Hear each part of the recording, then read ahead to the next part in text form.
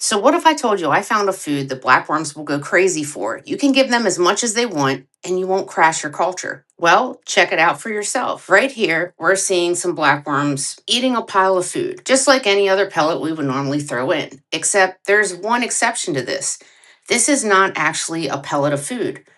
This is a pile of slime that has been pre processed with that pellet of food to turn it into something that is not dangerous to your blackworms. By now, we should know that feeding high protein foods is the easiest way to crash your blackworm culture. But this high protein food will not do that. You can throw a week's worth of high protein food in with your blackworms and not worry one bit if it's going to overwhelm the system or not. That's because it's already been processed and the dangerous part happened outside of your blackworm culture. They absolutely go crazy for this food. And you can see right here, here's a pellet on the left hand side, and here are all the worms, stationary, not moving at all. Their heads are in substrate, their tails are pointed up. Yet when I put some of this slime byproduct in, the worms go absolutely crazy for it. It shows an explosive response. Every little piece of the slime that was put in is covered in blackworms. None of the blackworms are anchored in the substrate anymore. They're even all over the sponge filters, picking any little pieces they can find off. This is the most explosive feeding I've ever seen in blackworms. They're getting the same nutrition as the pellet that you fed the microbes to produce this slime as they would if you fed the pellets to them, and then some. This is taking exactly what we're already doing and slightly twisting it a little bit to make it safe and to make it constantly available for your blackworms. Now, you can still absolutely feed pellets to your blackworms in the regular culture, but once your culture gets to a certain size, or if you want to grow more than just a little bit in a breeder box, this can push that limit that much further. Increasing the amount of mulm also increases the amount you can feed and the amount you can keep. But even that has a limit. I put together another explainer video from my notebook app, and hopefully this can explain it a little bit more. Welcome to this explainer. Today, we are totally rethinking everything we know about culturing one of the absolute most sought-after live foods in the aquarium hobby. We're going to break down the actual science of supercharging your cultures using what's known as the biofloc method. So, let me ask you something. Are you feeding your live cultures all wrong? Well, if you've ever woken up, walked into your fish room, and just been hit by that unmistakable, totally soul-crushing smell of a crash tank full of dead worms, the answer might actually be yes. You see, traditional methods often treat these cultures exactly like standard fish tanks. But as we're about to see from the research, the conventional wisdom of just dropping fish food into a bin, it's deeply flawed. Okay, we all know Lumbricillus variegatus, the blackworm, is a premium aquarium fish food. I mean, they are packed with up to 66% protein, but we so often forget their actual biological role. In the wild, they are aquatic compost workers. They naturally thrive head down in deep organic mud with their tails sticking straight up into the water column just to breathe. It is a really bizarre setup, but understanding this specific anatomy and natural behavior is literally the absolute key to unlocking explosive growth. Section 1. The problem, the raw pellet danger. Here's what happens when you drop high-protein raw fish pellets directly into your culture. It starts this deadly biological chain reaction, because the worms don't actually eat it right away. Instead, bacteria swarm the food, causing explosive microbial growth that rapidly strips the dissolved oxygen right out of the water. As the food rots, it triggers these massive toxic spikes of ammonia and nitrate. Now, because blackworms have highly permeable skin, these toxins absolutely wreck their protective slime coat. And once that slime coat goes, their natural escape reflexes become completely paralyzed. They can't retreat, they can't breathe, and they die rapidly right there at the sediment layer. And that brings us to the core conflict in traditional culturing. Direct feeding with raw pellets just creates a toxic environment that ultimately attacks the worms.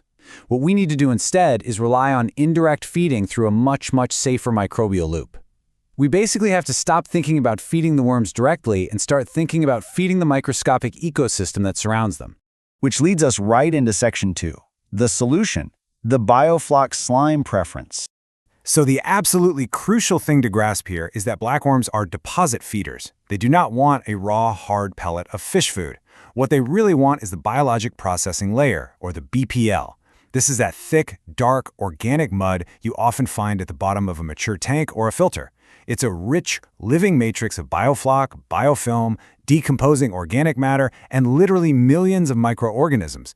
This living slime is what blackworms actually prefer to eat. And this creates a highly efficient, carbon-driven food web.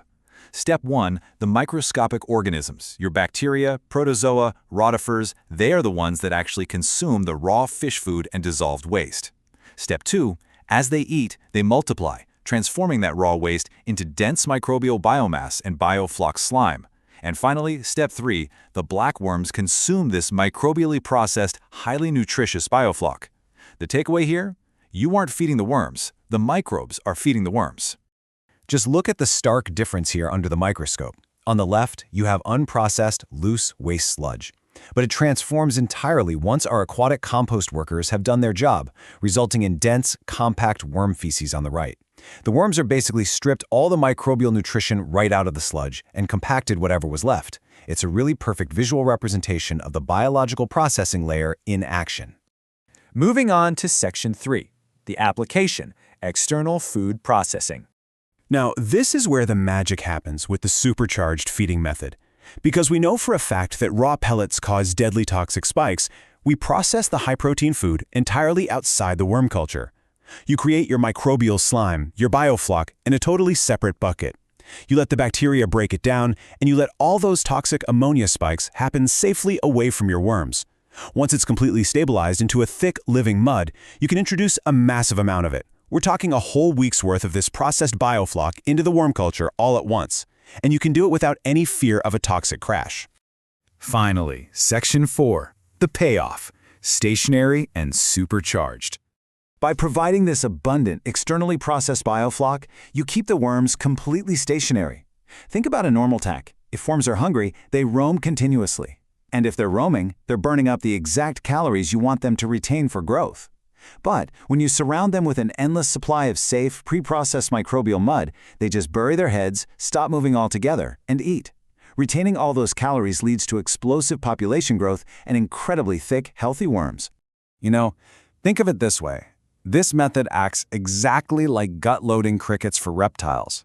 By feeding your blackworms this incredibly dense, nutrient-rich microbial slime right before you harvest them, you are packing their digestive tracts full of high-quality vitamins, minerals, and proteins.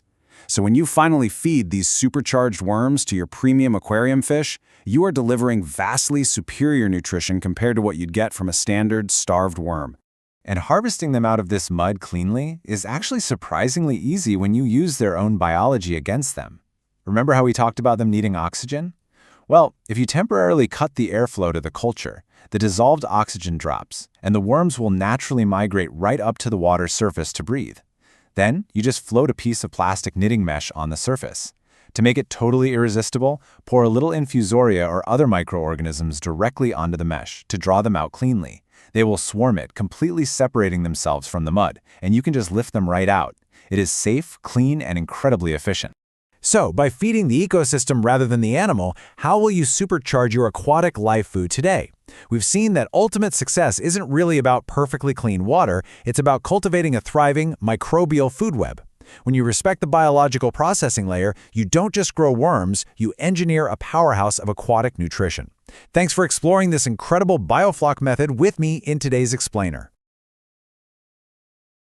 Welcome.